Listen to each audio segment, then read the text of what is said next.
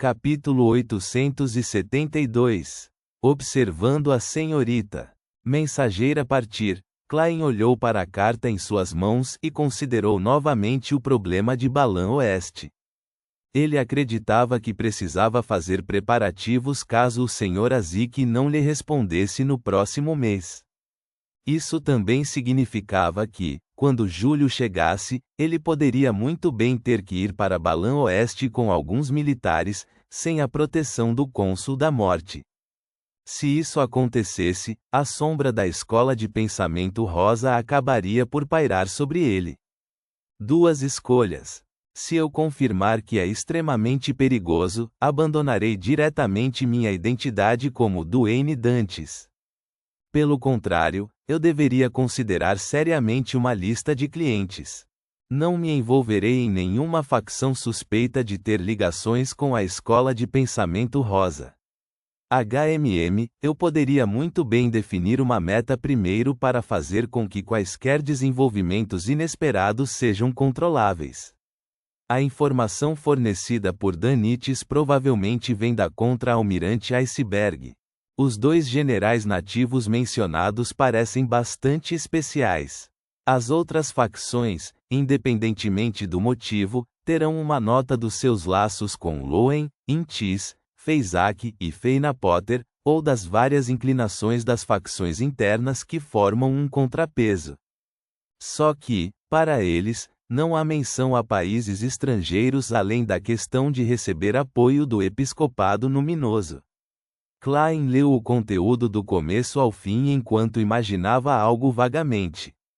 Ele teve suas suspeitas iniciais de que os dois generais nativos eram colegas da Igreja do Deus do Conhecimento e da Sabedoria.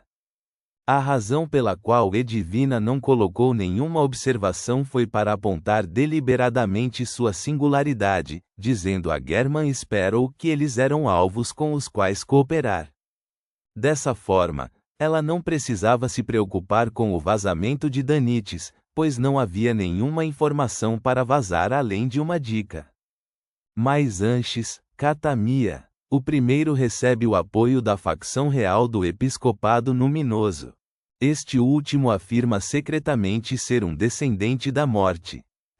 Mesmo que seja real, quem sabe quantas gerações se passaram. Se ele conhecesse o Sr. Azik, como deveria se referir a ele? Klein riu e balançou o pulso, queimando a carta. Em seguida, começou a saborear um delicioso chá da tarde na sala entreaberta com varanda, até que Walter entrou e sussurrou: Senhor, a polícia está aqui de novo. É sobre o suicídio de Quaron. As pistas do assunto apontavam superficialmente para Duane Dantes, por isso, embora o barão Sindras tivesse tratado do assunto, a polícia o visitava de vez em quando. Caso contrário, os repórteres alegariam que se tratava de um abandono do dever por parte da polícia. Quanto ao ataque ao membro do parlamento Met, como Duane Dantes era apenas uma testemunha ocular relativamente importante, não o perturbaram mais depois de tomarem o seu depoimento. Com vídeos para a sala de atividades no segundo andar com jardim, Klein colocou no prato o pão de ló de manteiga que ele havia dado algumas mordidas e bebeu um gole de chá. Como mestre, ele não precisava se preocupar com o desperdício de sua comida. Isso porque as sobras seriam entregues aos servos. Se ele comesse tudo o tempo todo, ou pedisse que preparassem as proporções perfeitas, então sua reputação de mestre mesquinho se espalharia pelos criados na rua antes de chegar aos ouvidos das damas e dos cavalheiros. Walter respondeu com uma expressão imperturbável: eles desejam que você vá à delegacia. Hoje é o dia em que a família Quaron identificará o suspeito em uma fila de suspeitos. Eles dizem que sentem muito, mas este é um processo necessário que não pode ser ignorado. Klein levantou-se lentamente e disse, compreensível. Richardson, pegue meu casaco, chapéu e bengala. Como já não estava mais envolvido no assunto, estava disposto a descobrir o que Quaron e sua família haviam encontrado do ponto de vista de um espectador, e também como o assunto havia sido direcionado ao barão Sindras. Reticências. Dentro de uma sala espaçosa na delegacia de polícia do Burgo Norte. Klein ficou atrás de uma parede de vidro e viu a família de Quaron. Eram um homem e uma mulher idosos, uma mulher de quase 30 anos, um adolescente com cerca de 15 anos e uma menina que não tinha mais de 10 anos. O olhar deles analisou os suspeitos atrás da parede de vidro antes de pousar em Duane Dantes no mesmo momento. É ele! É ele! O adolescente gritou enquanto seus olhos ficavam vermelhos. Ele cerrou os punhos na tentativa de correr em direção à parede de vidro.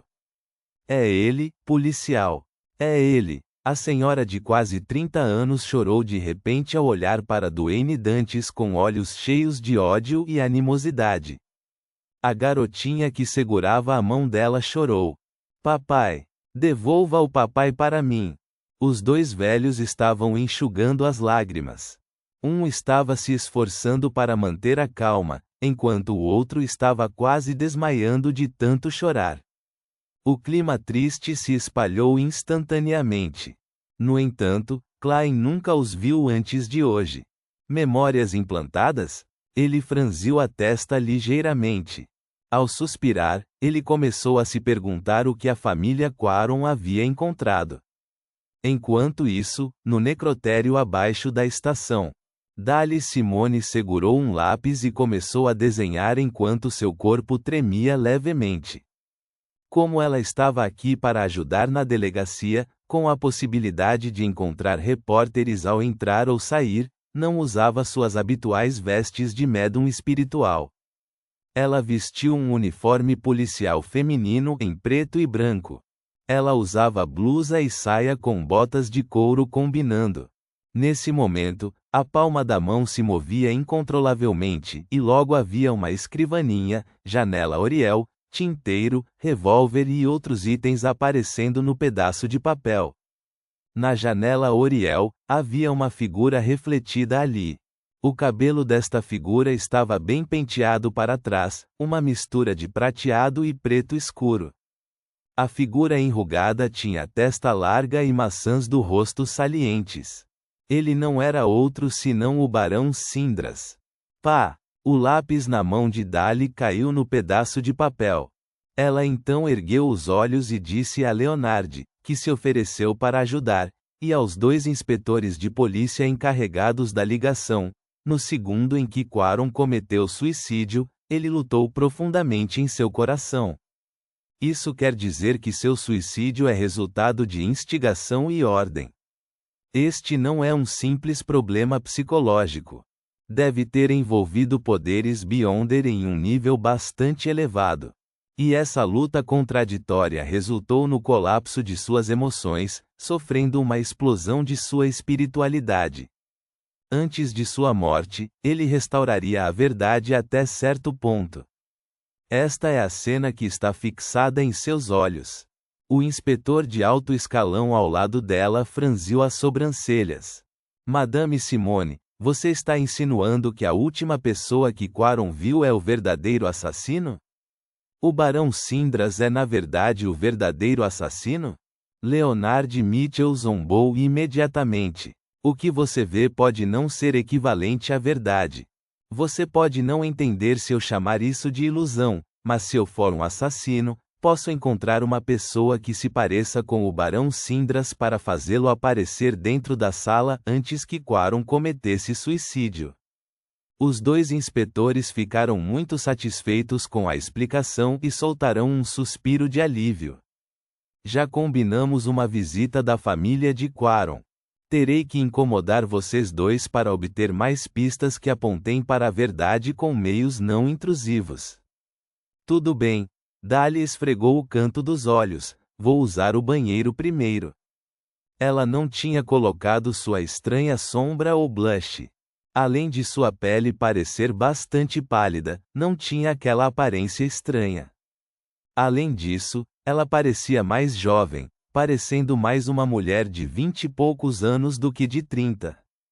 Seus olhos eram brilhantes e ela tinha lindos traços faciais. Acreditando que teriam muito trabalho, Leonard Mitchell também saiu do necrotério e caminhou em direção ao banheiro acima deles. Assim que terminaram de subir a escada e fizeram uma curva, de repente viram um senhor de costeletas brancas aparecer do outro lado do corredor. Ele estava saindo da delegacia com seu valete. Este senhor era maduro e elegante, com olhos que pareciam um lago sob a lua. Ele não era outro senão Duane Dantes.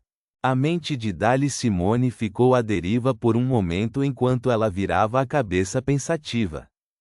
Ela olhou para Leonard Mitchell e descobriu que aquele poeta de cabelos pretos e olhos verdes estava olhando para Duane Dantes.